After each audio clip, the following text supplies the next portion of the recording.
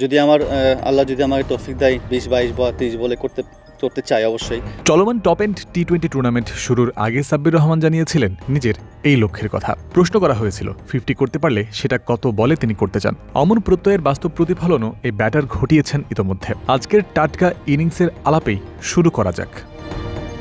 বাংলাদেশের দেয়া টার্গেট তাড়া করতে নেমে নিউজিল্যান্ড এ দল রান তুলল 7.9 রেটে, থামল 158 রানে, বাংলাদেশ এইচপি দলের চেয়ে 23 রানে পিছিয়ে থেকে। অন্যদিকে ইরফান শুক্কুরের দল রান তুলেছিল 9.05 রেটে, যেখানে সাব্বির রহমানের 172.22 স্ট্রাইক রেটে খেলা ইনিংসের গুরুত্বপূর্ণ অবদান আছে। 36 বলে তার সংগ্রহ 62 নট আউট থেকে গেছেন প্যাভিলিয়নে।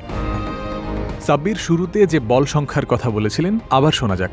২০-২২ বা ৩০ বলে করতে চাই অবশ্যই।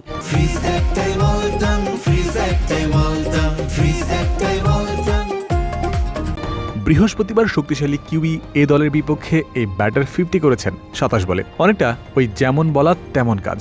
ম্যাচের কনটেক্সটে তার ফিনিশিংয়ের কথাও আলাদা করে বলতে হয়। সাব্বিরের আগে আরিফুল ইসলাম 48 বলে 71 রানের আগ্রাসী একটা ইনিংস খেলে ডেথ ওভার শুরু প্রথম বলে আউট হয়েছিলেন। আর শেষ 23 বলে 40 রান তুলেছে বাংলাদেশ এইচপি, যার সিংহভাগ সাব্বিরের ব্যাট থেকে।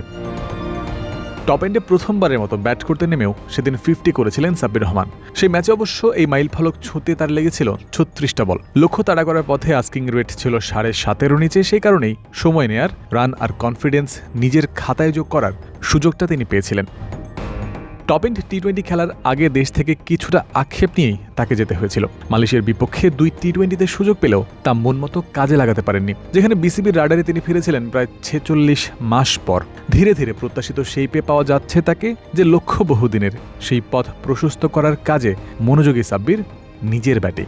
দেখেন, বিসিবি আন্ডারে যত টুর্নামেন্টই হয় না কেন, যে প্লেয়ারই খেলে না কেন, এটা একটা মঞ্চ হতেই পারে। এবং আমার কাছে সব সুযোগই, আমার কাছে ক্রিকেট ন্যাশনাল টিমে ফেরার জন্য সব মঞ্চই আমার জন্য।